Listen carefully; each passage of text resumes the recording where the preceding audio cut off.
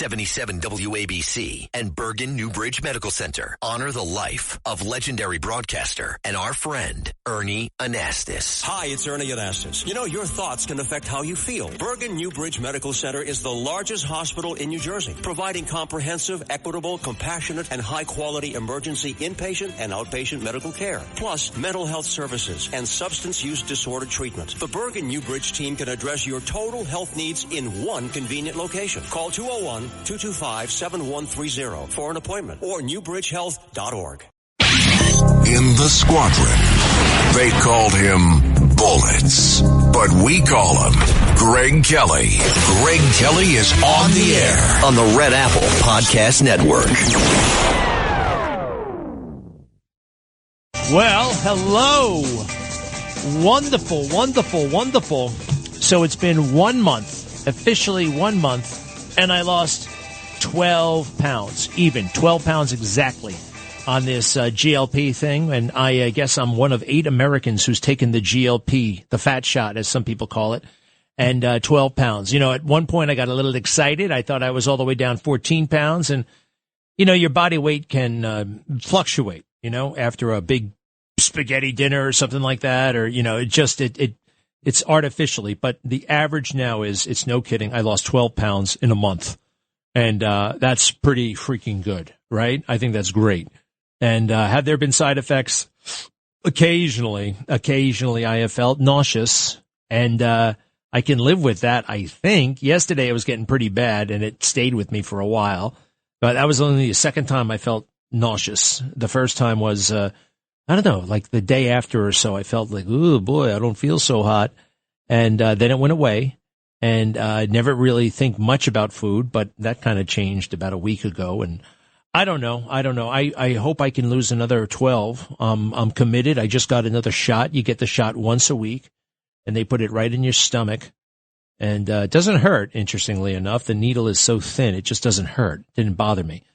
And what is good is, you know, the way you feel when you lose weight. Now, they talk about the side effects, and a lot of the side effects are positive side effects. It helps you with all kinds of other things. I'm intrigued by that. Hey, do we want to go to the press conference? Do me a favor, see what you can do, because President Trump, he just wrapped up. He's all done taking those questions, but he's very excited about some drug prices that are coming down. Sounds like he's not very impressed with what the Iranians have come up with. This is all in a day's work. This is all a negotiation. He called it a garbage proposal. You know, I want to point out 2001 to 2021, 20 years, we were in a war with Afghanistan, right? In Afghanistan at the Taliban. And then we were trying to prop up a government that just basically didn't want to be a government. It's a crazy culture over there. They have no interest in democracy. We made a total mistake. We should have just gone in there, guns blazing, looking for Osama bin Laden, Khalid Sheikh Mohammed, and the other guys, and then gotten the hell out of there. Instead, we're going to make this silly place. I don't know what the hell we were thinking. I've been over there. It's like, have you ever seen, and I'm talking about the physical plant. The structures that are in Afghanistan are like the same structures, those stone huts that were in Planet of the Apes. It's the same kind of architecture. The place is so backwards and gone. It's like it's like 1,000 years ago. And we thought we were going to make this into a United States of America Junior. Give me a break. It was never going to be that. We wasted a lot of time, a lot of money, a lot of lives.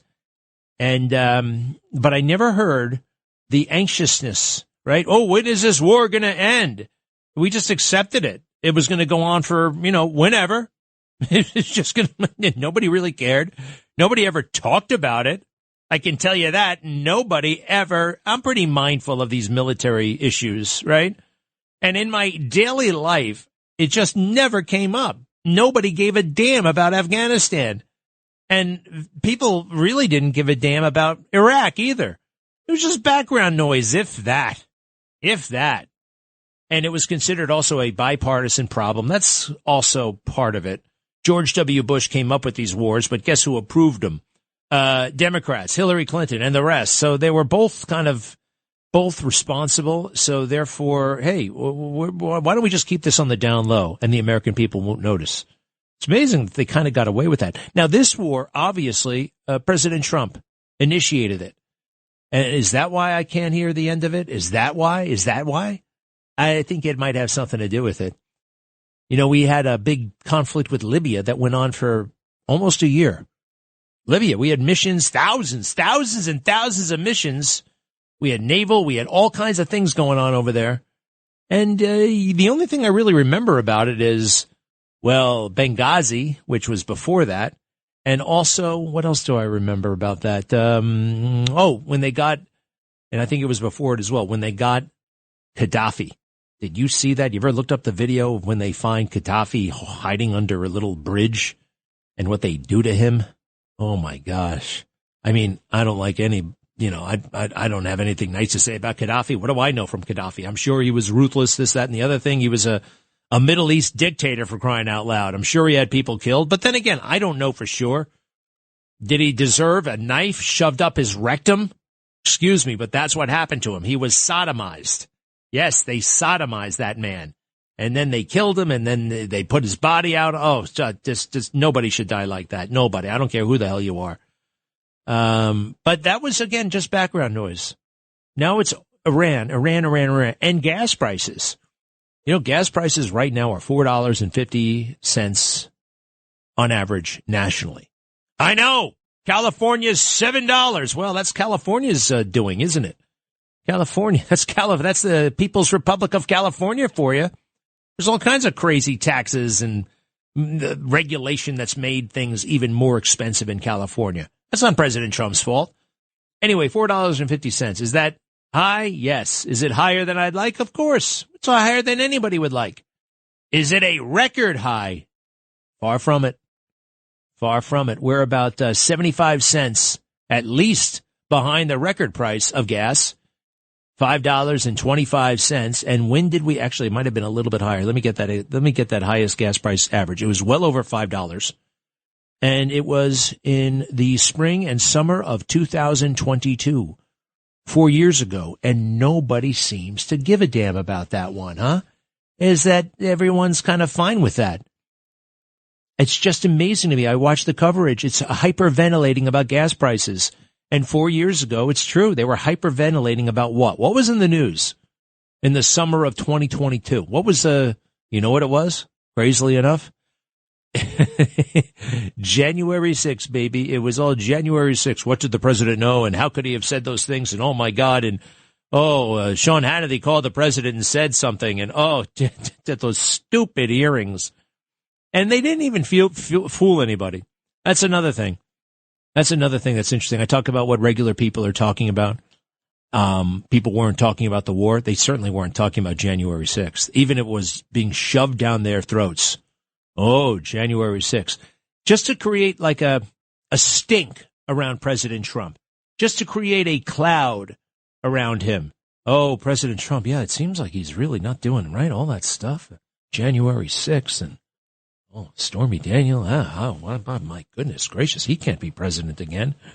And so regular people didn't see it that way. You know why? Because regular people know better. Regular people can see through all the crap. I don't have a firm view about how people in general think about these UFOs. I will say this, there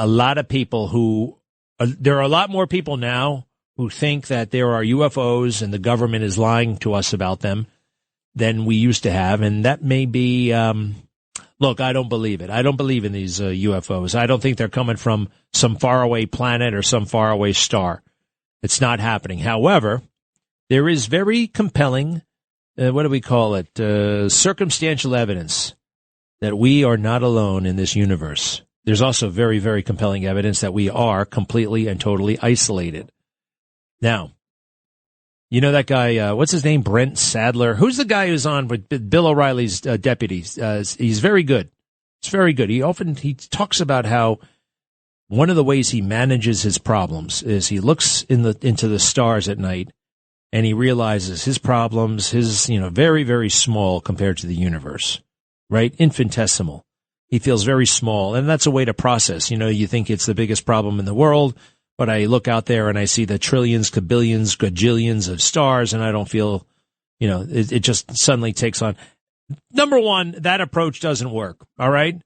I mean, yeah, it's like my life doesn't amount to a hill of beans, but this is my hill and these are my beans. You know what I mean? Remember? Casablanca. Was that Casablanca? Or a spoof of Casablanca? I don't know. It was, that doesn't work on me. But here's something else, and it actually makes us even more significant. If you take every person who ever lived on the planet Earth, who lived and died, and you add in the population that's alive today, 8 billion people are alive right now. You add that up to all the people who have come and gone, that's 109 billion. So 117 billion. From the first caveman to a little beautiful baby born right now, 117 billion people, plus or minus a billion or two. What if God decided, or somehow, I don't know, let's just pretend for a second, for whatever reason, every person who ever lived came to life right now. Napoleon, cavemen, your grandmother, everybody was suddenly alive. And this planet was too crowded for everybody. And then we came up with a solution that we were going to spread everybody out through the universe and make sure that they were okay and had enough space. And we wanted everybody actually to have maximum space in the universe. And if we did that, if we put everybody, right, so they would have maximum space and the most property, right? How much space would people have? Well, any person ever born, from Napoleon to your grandmother to the baby 8 seconds ago, would have 1 to 2 trillion galaxies all to themselves. 1 to 2 trillion galaxies all to themselves. And in one galaxy, how many stars are there? Roughly 250 billion stars. Okay, so that's it's a lot of, and you'd have trillions of galaxies for one person. To that, I think God thinks we are very super duper important. And what are the stars? Why would God give us all those stars? Why would he put all those stars in the universe? Maybe so we would have things to wonder about, so we could actually develop telescopes to study them, so we could have lights in the sky to navigate by. It's all very interesting, isn't it? I just find it so interesting. We are much more central. Now, having said all that, there are new tapes that are out there about aliens, and the government has put out all kinds of documents. They basically are non-conclusionary, right? Non-conclusionary. But listen to this. Apollo 17 astronaut Gene Cernan, he's in space in 1972. He looks up and he sees something that he can't understand what the hell it is. Cut 1, please. Cut 1. Hey, Bob, I'm looking at what Jack was talking about, and it's definitely not a particle that's nearby. It is a bright object, and it's obviously rotating because it's flashing. It's way out in the distance, apparently rotating in a very rhythmic fashion because the flashes come around almost on time. As we look back at the Earth, it's up at about 11 o'clock, about maybe 10 or 12 Earth diameters. I don't know whether that does you any good, but there's something out there. Well, what the hell could it have been? They don't know. All these years. Now, here's Buzz Aldrin. So Buzz Aldrin is went on Apollo 11. He sees something very weird, and so does Neil Armstrong. And they see something out the window, and they're afraid to tell Houston about it, because Houston might tell him to turn around. Here he is on Larry King Live a while back. Now, Buzz is an amazing guy. He knows so much. He's not the best storyteller in the world, and you can tell during this clip, maybe you can't because you can't see him, but Larry King is getting impatient with him. All right, it's on the Larry King Show. Cut 2, please. Cut 2. Now, we know that if we were to say, Houston, we got a light out the window, it's going along with us, heading for the moon, a lot of these guys are going to go ape, and it's really going to endanger the mission and occupy a lot of our time trying to explain what's going on. All right. So we very shrewdly, Neil said, Houston, where is the upper stage? And they didn't know right away, but they said, we'll check with the guys in the back room. The guys in the back room in 10 minutes came back and said it's 6,000 miles away. Oops. Well, we figured that's not what we're looking at. Yeah. So they were looking at a light that was kind of freaking them out, and they thought maybe one of their theories was it was the S4B. The S4B being a huge chunk of the rocket that they just finished using about the day before. Maybe that thing is floating around. And here is that communication from Neil Armstrong to Houston, trying to find out where the S4B is, a big chunk of the rocket. Cut 3. Houston, Apollo 11. Go ahead, 11, over. Do you have any idea where the S4B is with respect to us? Semi. Apollo 11, Houston, the S4B is about 6,000 nautical miles from you now, over. Roger. And that freaked him out. What the hell are we looking at if that's not the S4B? If that's not a piece of the rocket. Hey, you remember a moment ago I was talking about gas prices, right? This is gas prices. This is the fake news freaking out about gas prices right now because they're $4 and whatever cents a gallon. I don't like gas prices either. Nobody does. Big gas prices. But it happens. Cut 6, please. Cut 6. Gas prices soar as President Trump weighs his next moves on Iran, with just 6 months until voters head to the polls. This week starts right now. I have to work, I have to drive, but it's not very sustainable. The average price of a gallon of gas surging to $4.45, up 40 cents in 1 week, and up $1.51 since the war began. Wow. So what were the record prices 4 years ago, right now?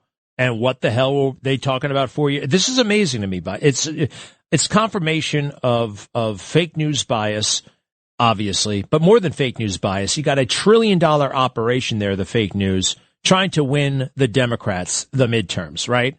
I mean, what is the impact of all this crap? The impact is, I mean, it's very obvious, but sometimes you got to take a step back and wait, what are they doing again? So this is from May, June 2022. Gas prices are over $5, the same show you just heard. And what the hell were they talking about back then? Cut 7, please. Cut 7. George Stephanopoulos starts right now. We have carnage and chaos. We're trying to hold you up with this. We're trying to hold you up with this now. I was slipping in people's blood. The January 6th committee debuts its case, aiming to pin the blame for the attack on the Capitol squarely on former President Trump. How about that one? All President Trump. Poor guy. It is constant. It's constant, but somehow the truth still gets through. You can't defeat the truth. Be right back. Greg Kelly. Let's go, Brandon.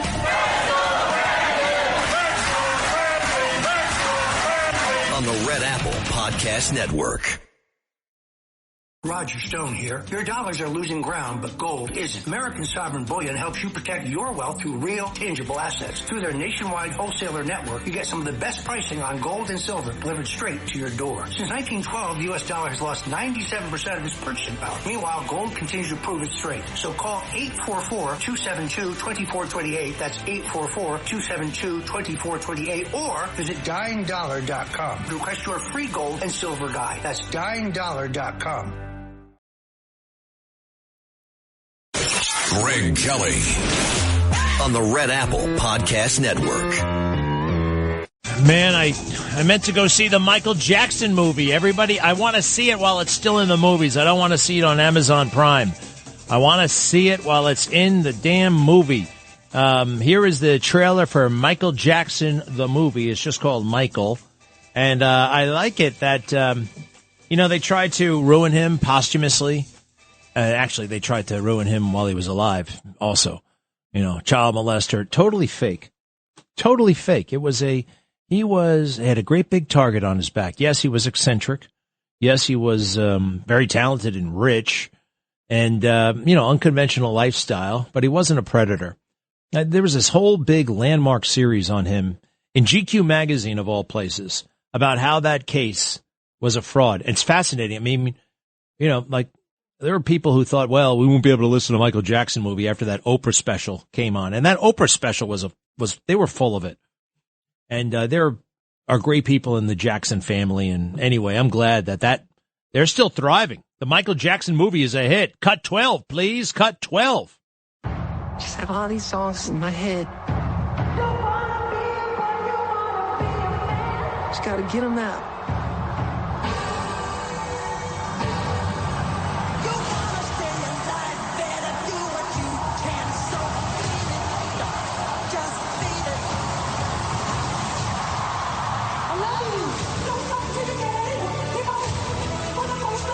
I'm just getting started. There's no one like you. This is what I was put on earth to do. I knew you were different the moment you were born. You let your light shine into the world.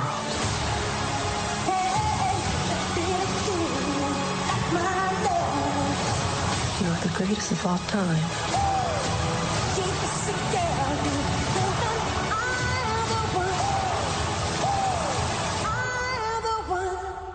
Oh, man, that's going to be so good. You hear all those great songs, and they're not doing, remakes of the songs. It's right off the album. It's great stuff. You guys familiar at all with Orange County, California? Orange County, California is like conservative, right? Richard Nixon came from. B-1 bomber Bob Dornan was the congressman for Orange County, California. Yorba Linda, California is actually the hometown of Richard Nixon.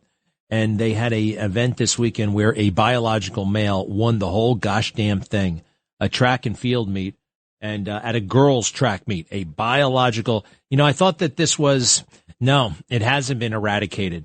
President Trump has done what he can do, right? The things that he has authority over and influence upon. But this Title IX stuff, a lot of it is federal money. And where do you deal with the federal money? The collegiate level, not so much the local level. So these crazy local school boards are still doing that crazy stuff, and they're victimizing children. It is abhorrent. It's the kind of it's a nightmare, to be honest. Transgender athlete A.B. Hernandez dominates 3 jumping events at California postseason track meet. Hernandez won the long jump and triple jump by wide margins and tied for first at the Yorba Linda prelims. Now, this may not even be high school.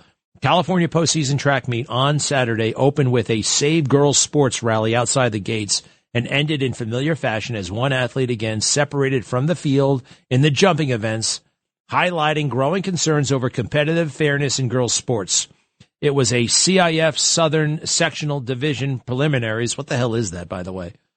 Yorba Linda drew attention before competition began with demonstrators protesting California's policy allowing transgender athletes to compete in girls' sports. This is Gavin Newsom again. Whatever was fashionable. And even when it wasn't fashionable, I'll give him this. He quote-unquote led on one issue. Gay marriage. Remember when he started marrying people in 2004?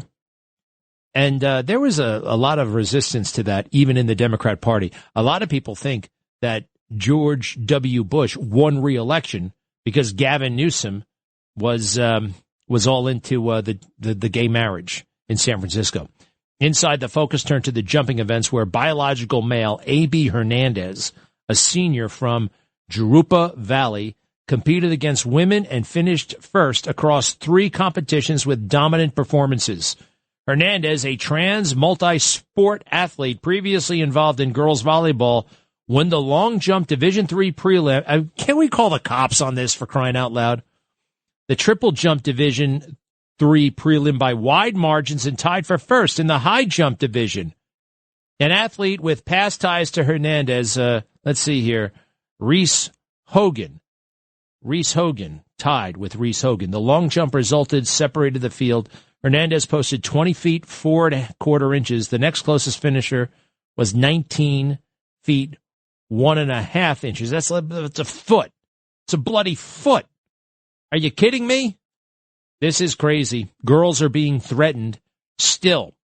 Now, it's been a year and a half since President Trump has been back, and this is not, we have to do our part. We have to somehow figure out, because there is a gap. The federal government, it's overtasked right now. Anyway, a lot of people sat back and thought, well, President Trump is taking care of all this stuff. Yeah, nope, there are limits. There are limits on presidential power. Can you believe it? I went through it also, showing Letitia James and the rest of them still doing that sick smut with the children. With the children, of all people. How was Mother's Day? How did Mother's Day go? I must say, I didn't go all out. I should have done more. You know, my mom was in Florida. We gave her something last week before she left. You know, these holidays are sometimes built for disappointment. You know what I mean? The expectations become a thing, and then the corporate interests and everybody moving along, and I don't know. It's just, I feel like I failed a little bit on Mother's Day. And my wife is a little bit in the best possible way. You know, she's very hands-on with a lot of things. When it comes to food preparation and things like that, I can't do breakfast in bed.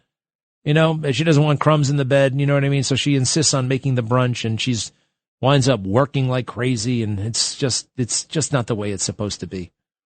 But I feel, I don't know. Did yours work out okay? Hey, listen, I got a mother, I got a wife, she's a mother, and that's great. And my wife has also said, you know, you're not supposed to put that much pressure on the day. It's not the day. It's the day in, day out.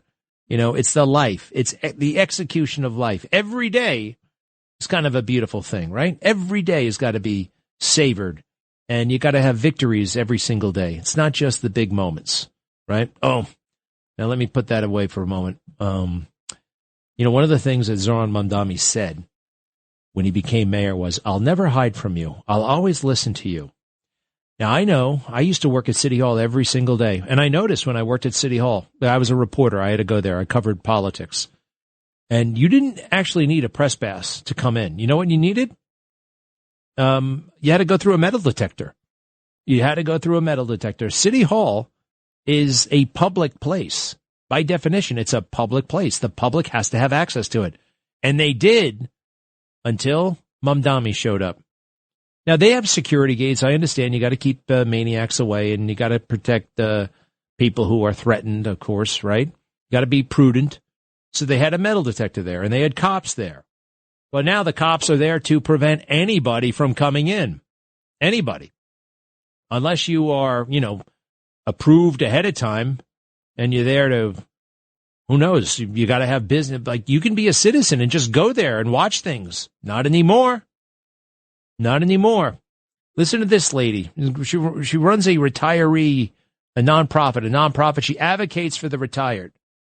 It's a really interesting story she tells, because I know that this wasn't always the case. Like City Hall, it's almost like the Capitol, U.S. Capitol. They're like, oh, they penetrated this sacred institution of. No, it's the people. We're allowed to be there.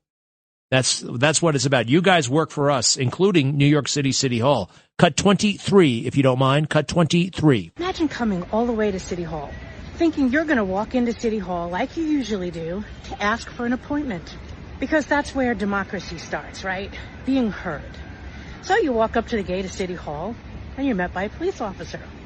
And I don't fault the police officer. He's just doing his job. But we're not allowed into City Hall. You know, the People's House. They call it the People's House. You remember this? The way that we cheer each other on in the People's House is this. So I said, well, I'd like to make an appointment. How do I do that? Well, he says, you're only allowed to come into City Hall if you have an appointment. And I said, well, if you don't let me into City Hall, to make the appointment, how am I supposed to be let in? So then he tells me I have to go here. And I tell him I already did. So then he tells me I have to go here. You know, the city council building across the street. So, I have never heard that the mayor's office was in 250 Broadway. So I walk across the street, meet a few people I know, say hello. What are you doing here? They said. I said, I don't know. Across the street, they told me I had to come here to make an appointment to see the mayor. And they said, no, you got to go next door. Go to the other building. I was like, okay. I go to the other building. This is my day. So, Mayor Mamdani, when you got elected mayor, I know everyone calls City Hall the People's House. And isn't it a shame that the people can't get into the People's House? I'm going to follow the instructions I was given today, and I hope you agree to meet with me. If not, I'm going to report here every single day that the New York City Retirees, an organization of over 250,000 members, is being denied access to the People's House of the city in which they served. Hope to hear from you soon, sir. I like that lady. As they say, I like the cut of her jib. New York City Organization of Public Service. And that's not supposed to be locked down like that. So, and actually, according to the mayor himself, remember that big speech he made? Big government's here to stay and, socialism, and it's going to be great. He also said this in that big talk, all right? January 1st, 2026, this year, Mayor Mamdani. I promise you this. If you are a New Yorker, I am your mayor. Regardless of whether we agree, I will protect you, celebrate with you, mourn alongside you, and never, not for a second, hide from you. There you go. Never, not for a second, hide from you. I see him running away from reporters. I see him in seclusion. It's crazy. It's right there. One of the many things he will not be able to live up to. What a fake. And the anti-Semitism, by the way. There are things that just, it's funny what dominates the coverage and what doesn't. The phantom of white supremacy jammed down our throats, even though it was a phantom, it didn't exist. The anti-Semitic crap that is now engulfing our culture. Right over there. Swastikas, Heil Hitler, and the rest.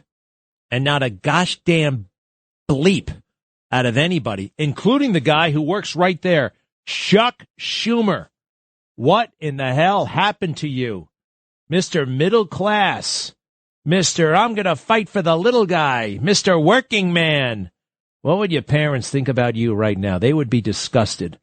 The same guy, you, Schumer, you were valedictorian from that high school, the same high school that the city kicked out all of the students so illegal migrants could take over. Would your parents ever have allowed that? Huh? How would they feel if they knew that their son would allow something like that to happen? Why wouldn't they have allowed it to happen to you back when you were going to school? Because your studies were too important. After all, you were the best boy. You were the valedictorian. You couldn't afford to take 1 night, 2 nights, 3 nights for a bunch of people who were not even Americans, right? Why aren't you defending the Jews? He writes a book about anti-Semitism, blames Trump. This moment, right now, and he's not out there with the bullhorn yelling and screaming, all that power. All those offices, district offices, hideaway offices, DC, all that crap. And he won't stand up for Jewish people at this moment. What a disgrace. And the same goes for Gillibrand. It's fun, right? You thought being a senator is just fun, just showing up and smiling. We need warriors right now. Who in the hell ever saw something in you people? Who could have? It's I feel like vomiting. Excuse me. I'll be right back. Greg Kelly on the Red Apple Podcast Network. Greg Kelly, entertaining and informative on the Red Apple Podcast Network. I'm sorry. Hey, POTUS is going to, he is going to China. I thought that this thing was off, but it's back on. Now, when is this actually going to come in for a landing? Is it going to be in June? Hopefully by, is it May? Yeah, it's May.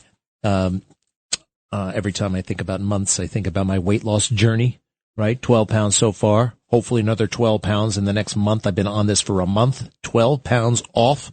That's significant, but I was pretty high initially. So, I think people will see real results. Like, stop me in the street. What happened to you results? That's what I want. That's what I want. What is your secret? How did you do it? Some people who see me all the time, think, hey, did you, you look like you lost a little bit of weight? Yeah, but I want people to be blown away. And then I want to be able to buy that stupid belt with the H on it, right? And I want to be a skinny mini. All right. President Xi is a very important individual. We are going. A lot of you have called me with concerns about the president's health. You know, would the Chinese try to do something? Well, if they were so stupid to do that, we would do something to them, okay? Up to and including nuclear. Cut 18, please. Cut 18. President Trump is expected to travel to China for a 2-day summit taking place Thursday and Friday of this coming week. Now, that trip was originally supposed to take place over a month ago, but it got postponed because of the conflict in Iran. That conflict is likely to be a topic of conversation. China has economic ties to Iran and reportedly offered support to them, supplying Iran with some weapons and weapons parts. The U.S. blockade of the Strait of Hormuz is preventing China from access to Iran's oil. Tariffs and trade are also expected to be on the agenda, with reports of a business delegation accompanying the president on the trip. Remember, the minimum tariff rate on Chinese goods is at least 20%, with that number being higher for specific goods. The Council on Foreign Relations expects the visit to result in some commercial deals, like a Chinese commitment to purchase U.S. soybeans, as well as the possibility of Boeing aircraft. And there's also been talk of creating a board of trade that would determine what products the two countries should buy from one another, tariff reductions, and a way to resolve disputes before they become real problems. Another topic likely to be discussed, China's concern over U.S. arms sales to Taiwan. That'll be of particular importance because, remember, China would like to absorb Taiwan, something the United States is opposed to. Then there's access to the U.S. market for Chinese car makers and rare earth minerals, which are used in everything from your smartphone to defense systems and artificial intelligence. These are of particular importance to the U.S. because China currently controls the majority of the manufacturing supply chain of these minerals.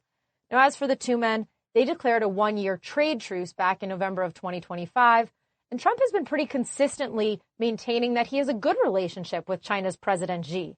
Trump posting on social media recently, President Xi will give me a big fat hug when I get there in a few weeks. We are working together smartly and very well. Doesn't that beat fighting? So it'll be a high-stakes trip between the world's two largest economies, and it could have broad impacts, not just on global trade, but on geopolitics and warfare as well. A great big fat hug. Well, it's a very nice report. I learned a couple of things. I forgot about those rare earth minerals, right? Tungsten and weird stuff like that. That is very crucial for battery-powered cars. We don't have a lot of that stuff laying around the house, so we need China for that. China needs us. I don't think well, you never know about Taiwan and the rest. A lot of folks in Washington that I talk to think that our little move here against Iran and our move previously against Venezuela was like a little bit of if you really want to take Taiwan, if you really super duper want Taiwan, we can live with that. However, I don't know if we can because that's where they make all of these AI chips. And AI, I'm telling you, folks, is overrated. All right. It's certainly overrated in terms of it's going to take everybody's job. AI, actually, it's weird. It can make you work better, but it doesn't actually lighten your load. It's very interesting. It's not, there's a lot of hype right now, and I think it's being misrepresented. I'm using AI in a major project.